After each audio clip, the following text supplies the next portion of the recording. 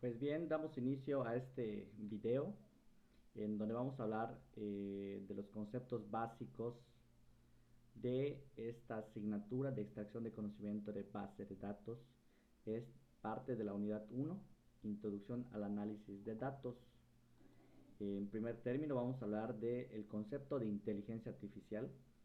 Les leo textualmente, nos indica que la inteligencia artificial es una gama de estudio e investigación informática que busca formas de asimilar o imitar el funcionamiento del cerebro humano.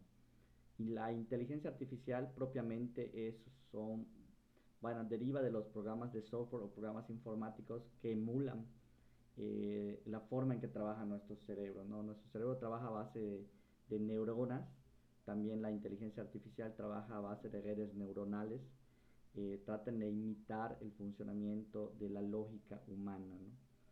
Pero pues tiene el concepto, la palabra aplicable que es de manera artificial, por lo que pues en este caso también se involucra un hardware, ¿no?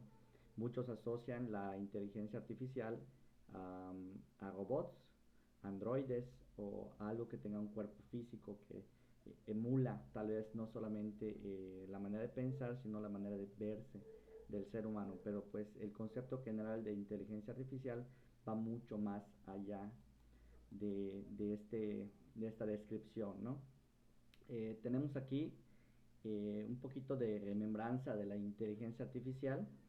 Nos dice que cuando nos referimos a esta como una tecnología y no como un concepto, aquí nos dice que pues se realiza a través de algoritmos o procesos computacionales. Nosotros como informáticos sabemos que el algoritmo propiamente es una serie o una secuencia de pasos de manera ordenada o lógica que tiene que seguir. Entonces, si nos apegamos a ese término o a esa definición, ya no sería propiamente una inteligencia, sino solamente sería la ejecución de un código, pues estaríamos propiamente tomando o bueno, mediante una toma de decisiones, no sé, tal vez con un bucle, con unos ciclos, con esa toma de decisiones pues estamos dando un resultado programado, ¿no? Entonces ya no entraría mucho ese concepto.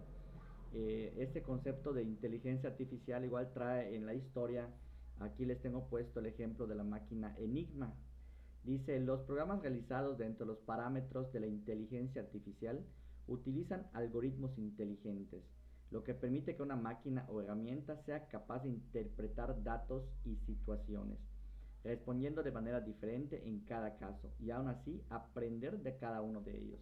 Ahí tenemos tres palabras muy importantes que le van dando forma al contexto en el cual queremos entender el hoy, cómo definimos la inteligencia artificial, ¿no? La máquina Enigma, para los que lo han visto, pues fue parte importante para descifrar los códigos de la Segunda Guerra Mundial. Pero bueno, no le estamos dando ese ejemplo en la inteligencia artificial, sino por su creador. Ahorita vamos a tomar ese tema, retomando estos tres conceptos de interpretar situaciones, aprender de esas mismas situaciones y tomar decisiones en base a estas. Esto ya nos empieza a dar un poquito más de la inteligencia o el contexto que queremos apegarnos hoy en día, ¿no?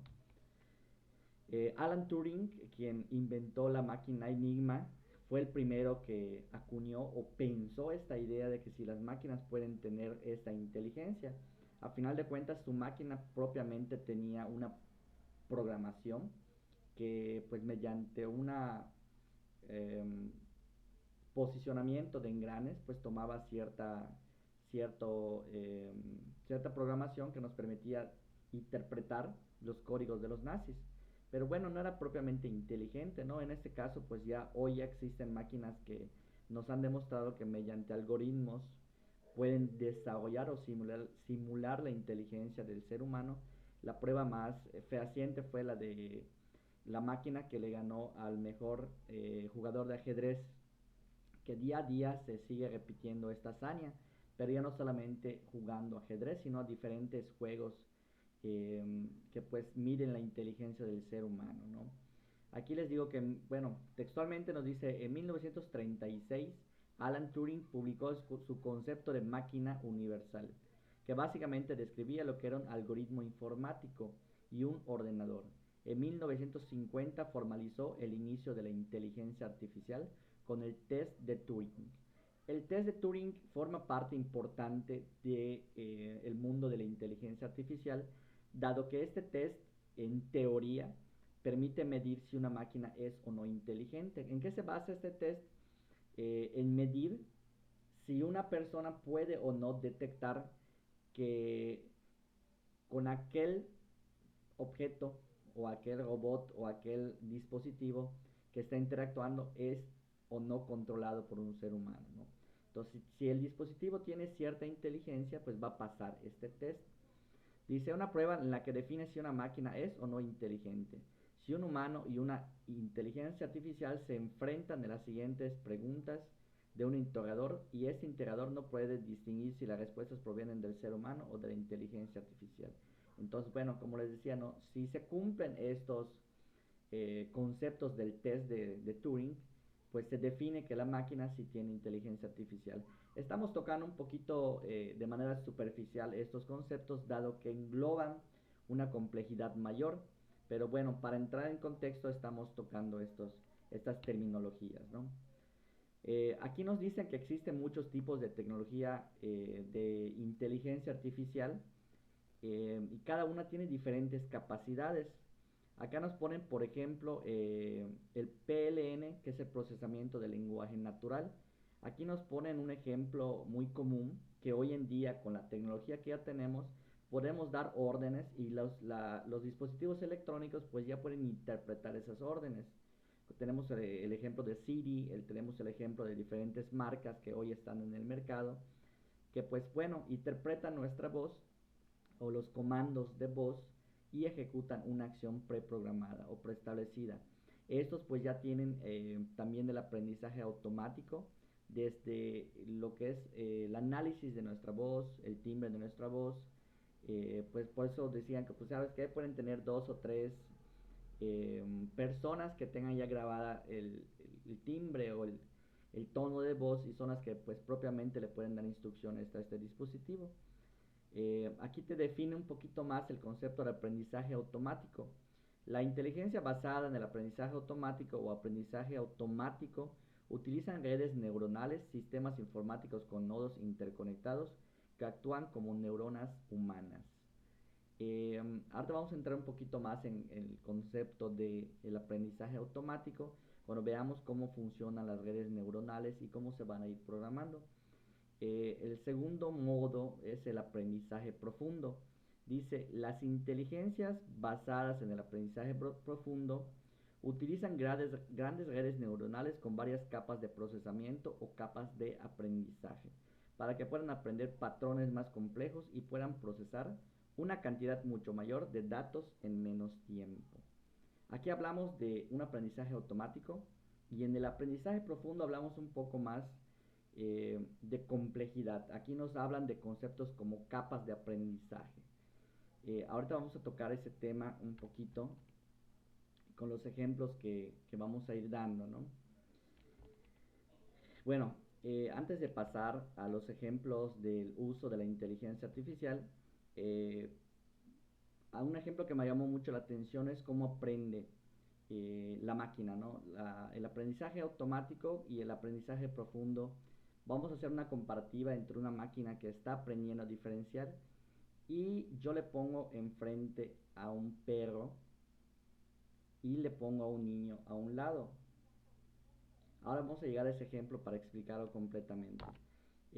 Vamos a pasar a los ejemplos del uso de esta tecnología de la inteligencia artificial en nuestra vida cotidiana. Allí tenemos el ejemplo del email, que una forma de la inteligencia artificial es la clasificación de nuestros correos electrónicos. Nosotros vemos que de manera automática se van a spam o correos que puedan representar un peligro para nosotros. Eso pues a veces, o la mayoría de la gente que no está en el mundo informático, piensa que son procesos pues que debería de hacer el correo, ¿no? O nuestro gestor de correo, pero no, realmente es un, una herramienta o una adaptación que tiene el correo electrónico que nos va a permitir, mediante la inteligencia artificial, pues filtrar ciertos tipos de correo, correo basura, correos que pues hasta cierto punto representen un riesgo, ¿no? Allá está mucho hoy de moda el phishing y otros temas que por ahí, por el correo, nos pueden pues meter un gol, ¿no? Otro uso muy importante es en las redes sociales. Eso, créeme que pues es algo de lo que está más impactando hoy en día. En las redes sociales vemos que nos muestran anuncios relacionados a nuestros gustos, nos muestran recomendaciones de amigos, nos muestran recomendaciones de lugares, pero todo eso pues va a derivar del análisis de nuestro comportamiento, del análisis de nuestra navegación, de nuestros hábitos. Todo esto es una inteligencia que va englobada desde los lugares que he visitado y todo porque pues tenemos un dispositivo que está vinculado 100% con nosotros todo el día, que es nuestro teléfono. En nuestro teléfono pues tenemos puesto un correo electrónico, tenemos puesto abierto nuestras redes sociales, nuestro GPS está lanzando señales, lo tengamos activado o no, señores, está lanzando nuestra posición en cada foto que tomamos, cada aplicación que tenemos instalada, pues va subiendo datos de posicionamiento y pues en este caso Google pues guarda nuestra información y pues por medio de sus metadatos y 100.000 datos más que nosotros no damos de manera voluntaria, pues le permiten hacer esto, ¿no? Nuestras redes sociales prácticamente están cobrando ese costo. Muchos dicen que son gratuitas, no son gratuitas, el costo es nuestro tiempo y nuestra privacidad. Pero bueno, estamos hablando de inteligencia artificial, por medio de esta pues nos permiten escanearnos como personas y ofrecernos los productos que pues ellos saben que de alguna manera vamos a adquirir, ¿no? O a consumir, inclusive llamándose videos, llamándose imágenes o llamándose productos en general. También tenemos otro ejemplo del uso de la inteligencia artificial, que es un proceso similar a las redes sociales, que son los servicios de transmisión en streaming, como por ejemplo Netflix, Disney, o cualquier otro servicio que tengamos a través de streaming. Vamos a utilizar como ejemplo Netflix, que siempre vemos que nos van a poner en primera instancia las series sugeridas, series que pues de alguna otra forma a través de nuestras redes sociales, a través de nuestro número de teléfono asociado, recordemos que todo está vinculado, ¿no? Entonces realmente por derivado de nuestros hábitos de navegación, pues vamos a estar teniendo como referencia una u otra serie. Y en general el objetivo fundamental es el consumo. Y el objetivo del consumo es generar dinero, ¿no? Entonces vamos viendo por ahí que ya entendimos el concepto de inteligencia artificial y los usos que hoy en día le están dando. Y por qué no hablar del mayor exponente de inteligencia o la aplicación de inteligencia artificial que es el Google. eh, Ahí les puse también el ejemplo del uso del GPS, que pues bueno, podemos hablar de miles de usos que le están dando hoy en día al GPS.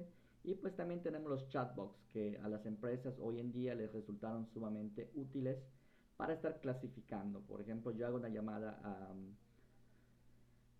a Telmex o a mi soporte de celular y te van haciendo una serie de preguntas de manera automática, que es por medio de un chatbox, que ya no es una persona, pero sí va a servir para encaminarte y que tu problema te lo atienda el departamento que compete. Ya no van a estar perdiendo tiempo ni estando desperdiciando pues personal, tiempo de la persona. Entonces pues nos van haciendo una serie de filtros, ¿no?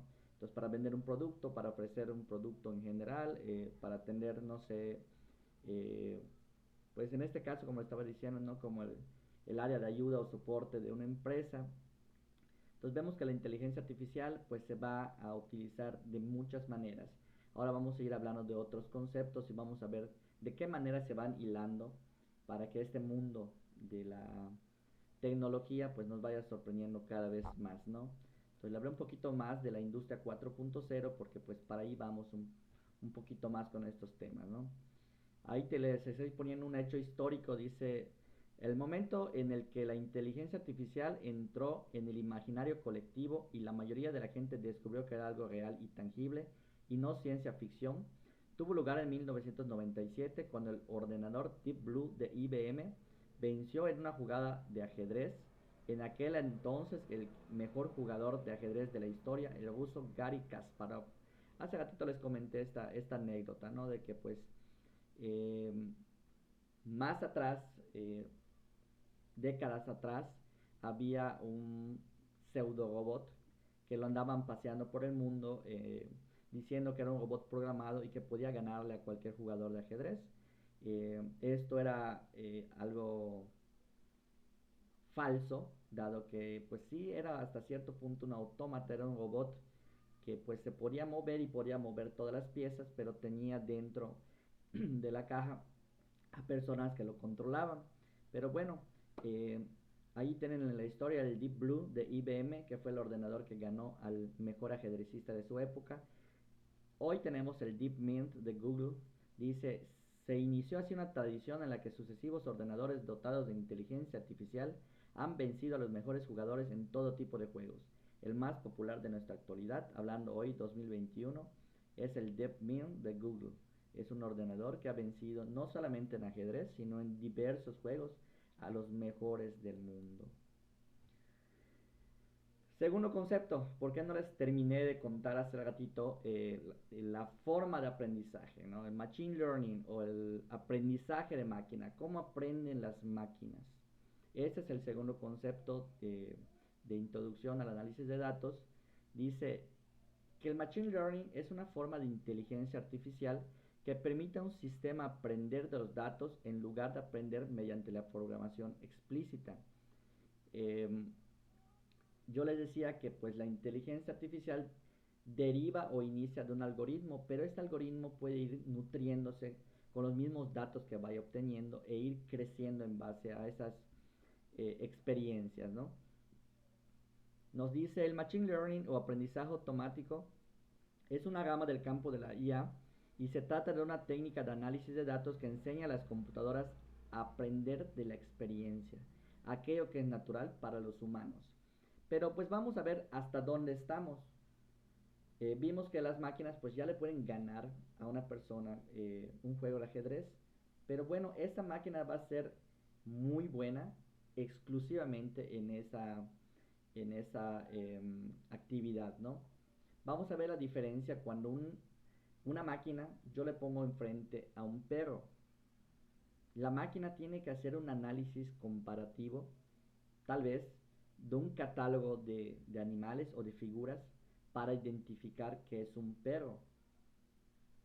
Cuando un niño no sé, vamos a hablar de un niño de 7 años, de manera inmediata identifica que es un perro. Vamos viendo ahí la capacidad que tenemos los seres humanos comparado con la inteligencia artificial. Si yo le paro al niño al lado del perro, otro niño va a saber o va a, a tener la noción de que pues el niño es el dueño del perro. Eso la máquina pues no lo puede predecir a menos que hagamos una asociación. Entonces, obviamente la inteligencia artificial hasta cierto punto sí tiene inteligencia, pero no al grado que el ser humano ni a la velocidad que el ser humano pues tiene, ¿no? O sea, realmente hace falta muchísimo. Ahora vamos a ir viendo cómo va evolucionando la inteligencia artificial y pues prácticamente le hace falta mucho, ¿no? ¿Cómo funciona el Machine Learning? Pues aquí nos dice que funciona mediante la aplicación de dos tipos de técnicas, que es el aprendizaje supervisado y el aprendizaje no supervisado. Nos dice que el primero, el supervisado, se entrena mediante un modelo sobre datos de entrada y salida conocidos para que pueda predecir resultados futuros. Y el no supervisado es el que encuentra patrones ocultos en estructuras intrínsecas de los datos de entrada. Son conceptos un poquito trillados que vamos a ir desmenuzando poco a poco. Nos dice, el aprendizaje automático supervisado crea un modelo que realiza predicciones basadas en la evidencia en presencia de incertidumbre. Un algoritmo de aprendizaje supervisado toma un conjunto conocido de datos de de entrada y respuesta conocidos a los datos de salida y entrena un modelo para generar predicciones razonables para la respuesta de nuevos datos. El aprendizaje supervisado lo puedes utilizar si tienes datos conocidos para la salida que están intentando predecir. Aquí vamos a poner como ejemplo, para entender este concepto de aprendizaje supervisado, un test de salud.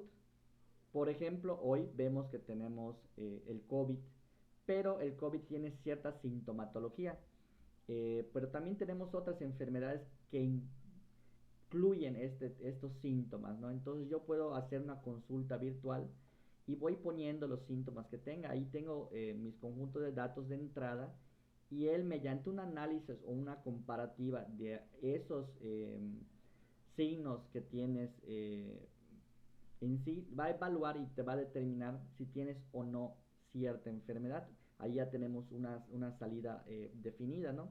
Estamos haciendo un análisis porque pues tenemos síntomas, esos son los datos de entrada, hace un proceso o un análisis comparativo y tenemos una salida.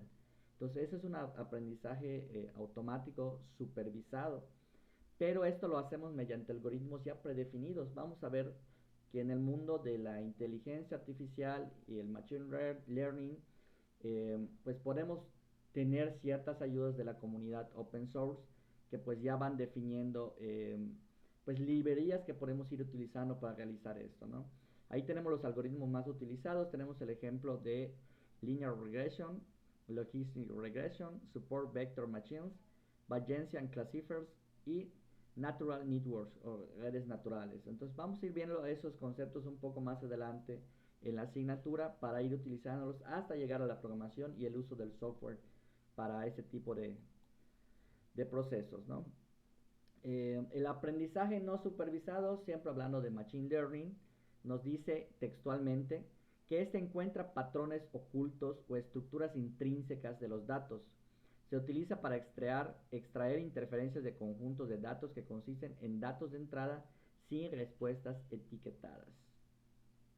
Ahí nos pone como ejemplo que el uso más común es el clustering. Estos conceptos y estas herramientas las vamos a ir viendo un poquito más adelante.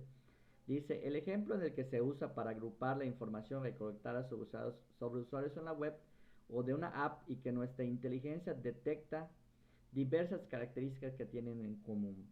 Aquí nos ponen el ejemplo del aprendizaje no supervisado, que van a estar analizando, por ejemplo, la conducta de 100 alumnos, la conducta de navegación web, qué páginas navegan, con qué velocidad le dan clic, con qué velocidad están tecleando. Son datos subjetivos que pues vamos a proporcionar, tal vez no de manera consciente, pero pues que son datos. Ahí nos hablan de, y más adelante, de un porcentaje de un 80-20, en donde el 20% de los datos que nosotros damos de manera consciente, pues representan un poco de ganancia en este mundo del aprendizaje, pero el 80% de lo que no tenemos conciencia es, digamos, que la basura en donde hoy por hoy la inteligencia artificial hurga y saca más provecho. Y eso vamos a ver más adelante, que las empresas pagan cantidades de dinero muy importantes por esos datos, ¿no? Entonces, bueno, aprendizaje no supervisado, pues ahí vemos que de manera automática las spiders o las arañas de Google, pues van a ir recolectando esos datos, ¿no? Entonces tenemos empresas prácticamente que están pagando hoy por hoy en eso. Pero bueno, como concepto y ejemplo del aprendizaje no supervisado, son bases de datos que se van creando. Tenemos bases de datos de todo. A nivel mundial hay bases de datos de todo, ¿eh? Entonces vamos a seguir un poquito con los conceptos. Ahora vamos a hablar de la minería de datos. Vamos a hablar de data mining. Siempre forma parte de este mundo o de este contexto de la inteligencia artificial, de cómo es el aprendizaje de máquina. Y ahora vamos a la minería de datos. Como les dije, que ese mundo, ese contexto global de información, vamos a ir viendo cómo se van a clasificar de manera estructurada y no estructurada, pero bueno, vamos a ir paso a paso para ir entendiendo un poquito más los conceptos, ¿no? Dice, al igual que un buscador de minerales remueve la tierra para encontrar pepitas de oro, la minería de datos es el proceso de clasificación de grandes conjuntos de datos para encontrar información relevante y aprovechable para una finalidad específica. Aquí nos hace una comparativa con la minería tradicional, en donde por medio de máquinas pues estamos haciendo la búsqueda de algo valioso, en este caso un metal, llámese plata, oro, lo que sea, ¿no? Pero ahí ves donde viene el análisis, en donde si lo encontrado justifica los recursos que se invirtieron en cuestión de tiempo, maquinaria, dinero, etcétera, ¿no? Ahí vamos a entrar un poquito en el concepto de minería de datos y nos dice por qué es importante la minería de datos. Dice, ¿por qué es importante? Ha podido apreciar los números asombrosos. El volumen de datos producidos se duplica cada 2 años.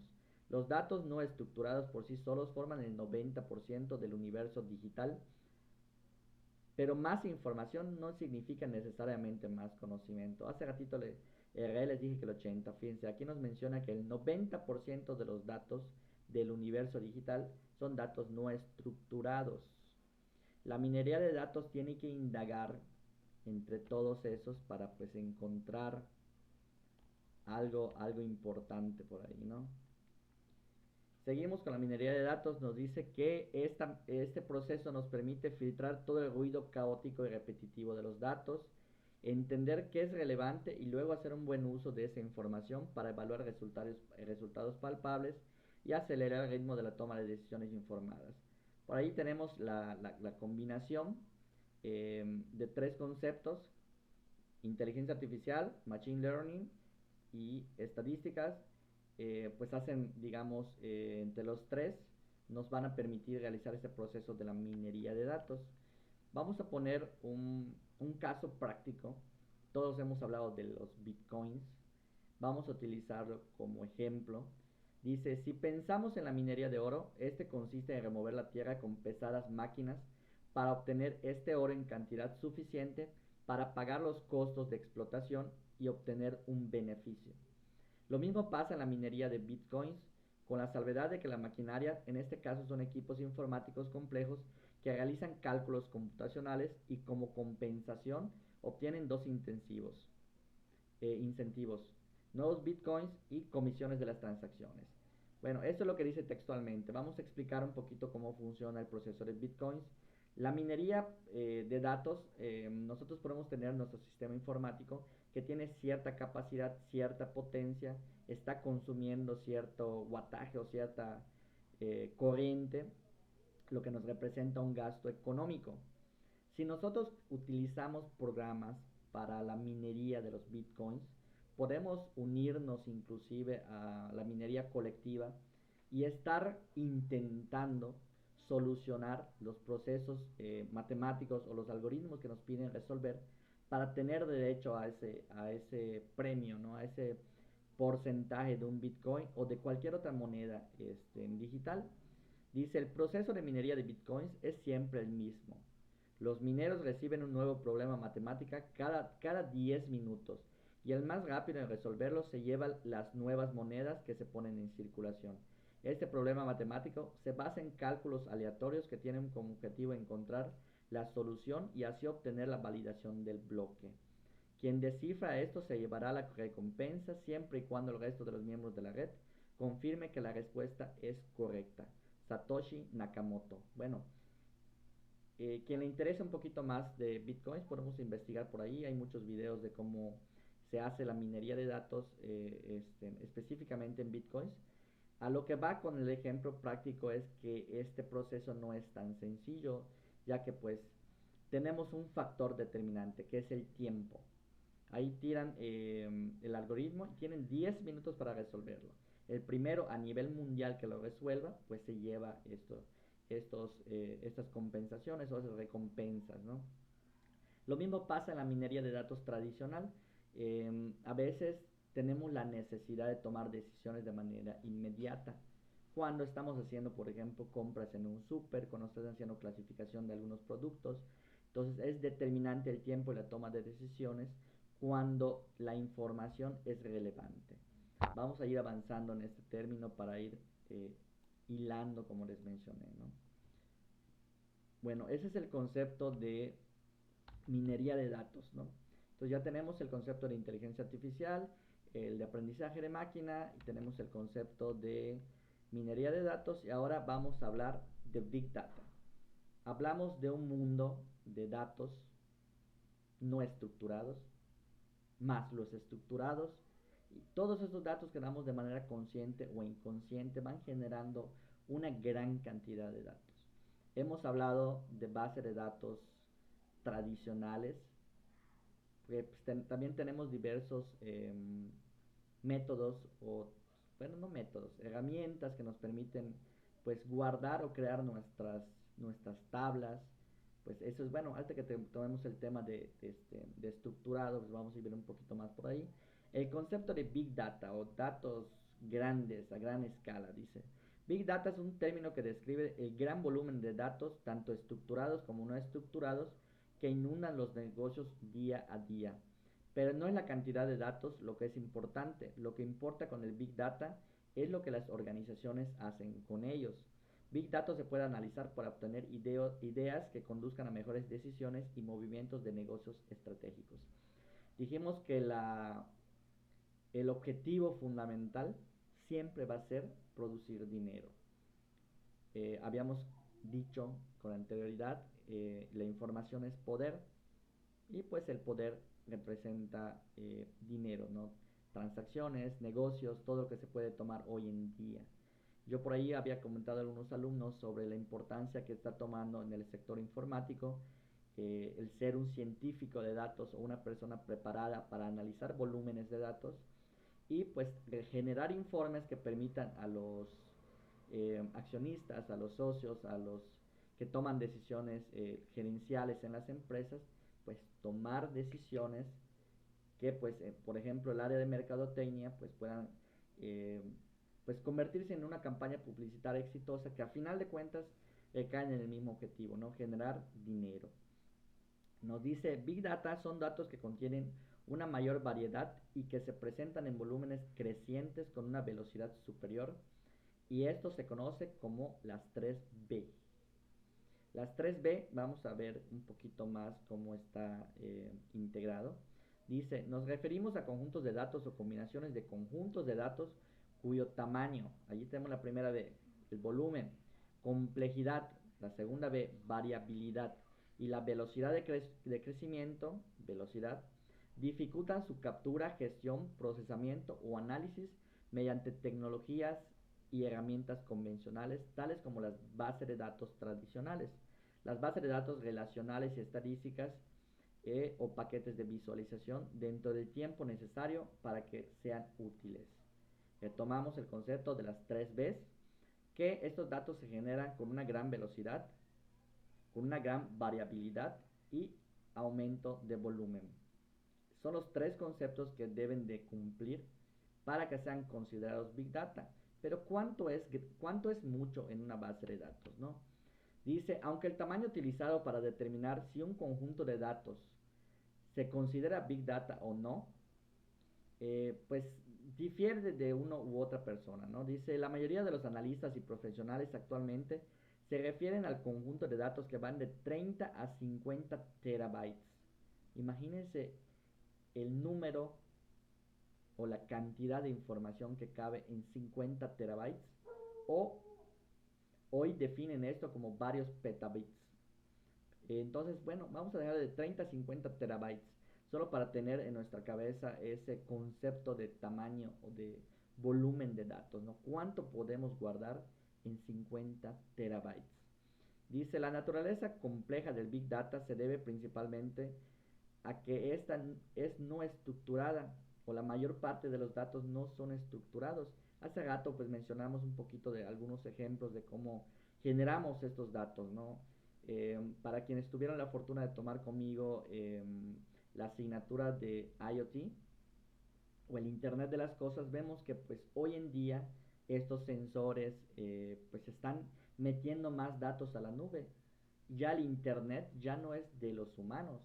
Hoy lo compartimos con las cosas, con un reloj inteligente, con un zapato inteligente, con un refri inteligente, con un teléfono inteligente. O sea, todo lo que escuchamos que es Smart TV, smartphone, todo.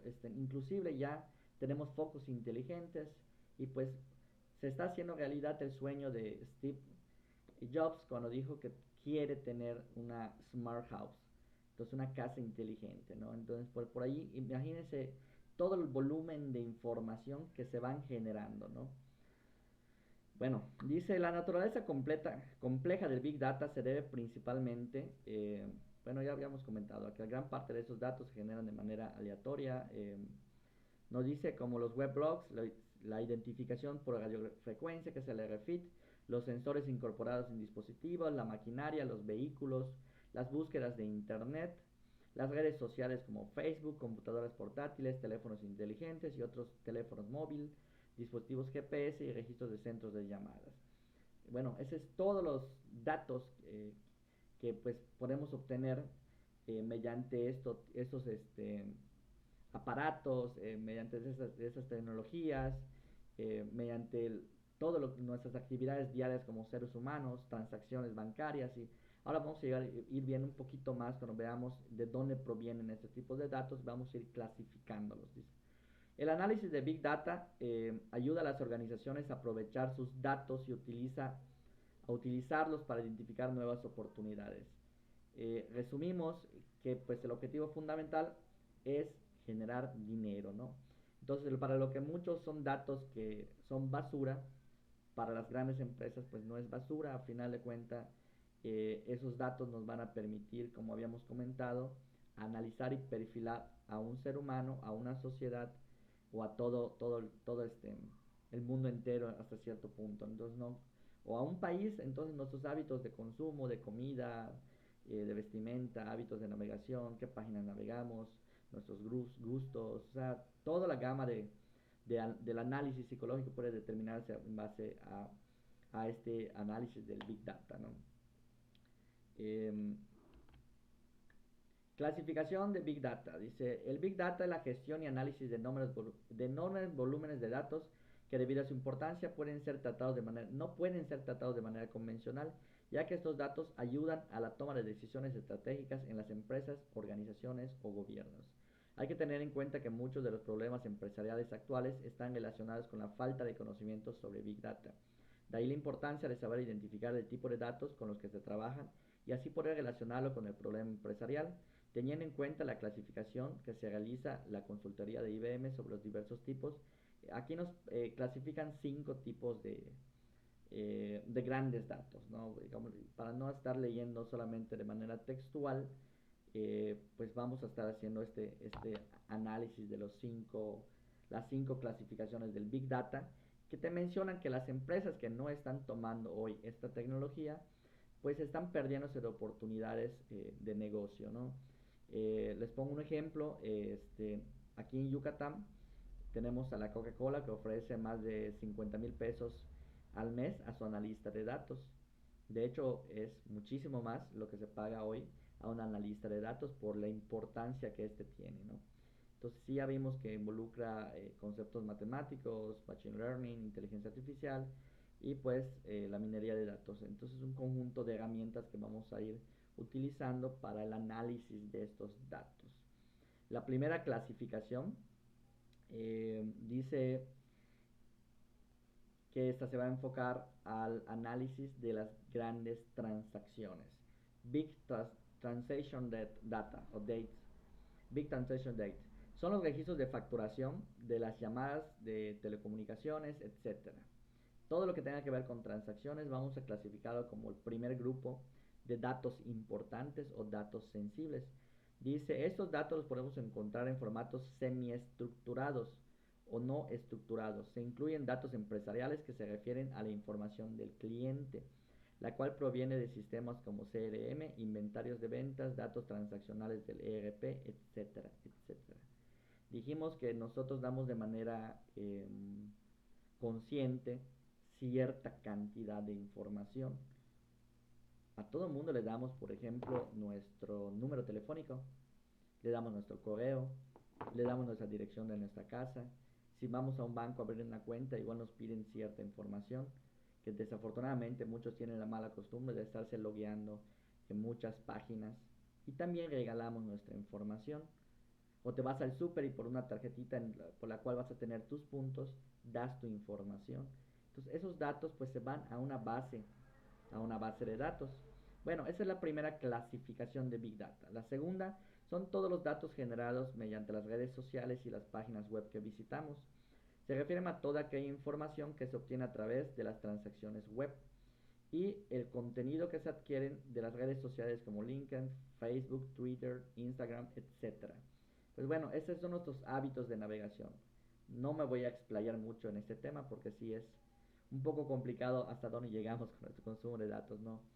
El tercero son la clasificación biométrica, todos los datos que se obtienen a través de medios y dispositivos biométricos, que vamos a verlo en otro capítulo de esta unidad. Dice, los medios biométricos son aquellos cuya información incluye el escaneo de retinas, huellas digitales, reconocimiento genético facial, etcétera. Eso vamos a darle pendiente para más adelante. La cuarta clasificación son los datos generados por los seres humanos. Se refiere a todos aquellos datos que generamos los humanos cuando llamamos al call center, escribimos correos electrónicos, documentos electrónicos, notas de voz, telecomunicaciones, uso de tarjetas de crédito, de débito, etcétera, etcétera. Todas nuestras transacciones también se va para una clasificación. La última clasificación es la más interesante. Todas aquellas transacciones o interacciones que se van a realizar máquina a máquina, o el llamado machine to machine o M2M, es decir, aquellas tecnologías que se conectan a otros dispositivos y los utilizan, como en este caso son los sensores o medidores, los cuales generan un gran volumen de datos que necesitan ser analizados. Por ejemplo, cuando las compañías de servicios públicos miden el consumo de agua, el gas o electricidad a través de medidores inteligentes y se obtienen después unos datos que normalmente se monitorizan para conocer mejor ciertas características. Aquí vamos a hacer nuevamente el ejemplo del smartwatch que está monitoreando nuestro ritmo cardíaco, nuestra presión arterial, están monitoreando diversos mediciones de nuestro cuerpo, tal vez el nivel de humedad del aire, de la presión a nuestro alrededor, la temperatura. Bueno, son datos que va a ir pues, almacenando en una base de datos y al final de cuentas pues podemos tomar una decisión con esos datos, ¿no? Esta máquina está prácticamente tomando esa información y se le está enviando a otra máquina. Puede ser, por ejemplo, a la computadora de mediante un correo a nuestro médico de cabecera, que pues bueno, cuando vea algunos valores que pueden representar un peligro para nosotros, ya toman la decisión. Pero al final de cuentas, esta comunicación máquina a máquina, pues también genera volumen de datos, ¿no? Ahí llegamos hasta aquí a la clasificación. Y pues hablamos un poquito después de tener estos datos, cómo se van a ir almacenando, ¿no? Desde así no es propiamente la clasificación, sino es una manera de organización. Hay que tener en cuenta cómo vamos a organizarlo, en este caso, cómo le vamos a poner una estructura. Ustedes ya habían llevado anteriormente la clase de base de datos y vamos a hablar un poquito de normalización y otros conceptos que aplicamos a las bases de datos, ¿no? Aquí nos habla de cómo vamos a estructurar en el Big Data, de manera similar a cómo se organiza en una base de datos tradicional, ¿no? Aquí nos habla de datos estructurados. En este caso son datos que tienen que ir de una manera ordenada, que estén bien definidos en cuanto a su forma, tamaño, longitud. Dice que de esta manera es más fácil procesarlo. Por ejemplo, una base de datos, una hoja de cálculo. Entonces ya entendemos que pues, el concepto no es muy complejo, ¿no? O sea, tenemos datos estructurados que tienen una estructura, un tamaño definido, un número de campos definido, una longitud.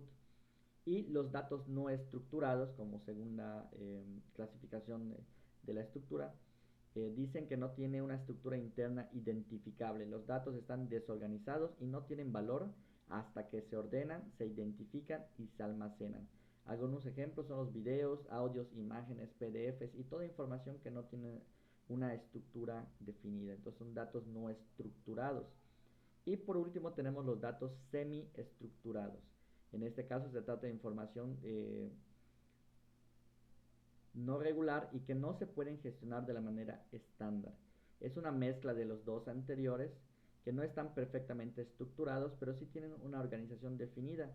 En este caso serían los datos como nos ponen aquí el ejemplo de un código HTML, un XML, un JSON, Entonces que sí tienen a final de cuentas una estructura, entonces podemos ir aplicando ciertas herramientas en donde por medio de filtros pues sí le vamos dejando una estructura más conocida o más apegado a un análisis real, ¿no? Entonces bueno, retomando para finalizar este video, les pongo las fuentes en sí de referencia en donde esta información fue sacada, fue sustraída mayormente del sitio de Oracle. Pues esos conceptos vamos a ir aplicando, chavos, en esta unidad. Espero hayan sido comprensibles. Vamos a seguir avanzando y espero que pues igual le dan a la lectura. Entonces pues con esto finalizo el videito de la primera sesión de esta unidad. Estamos pendientes, chavos.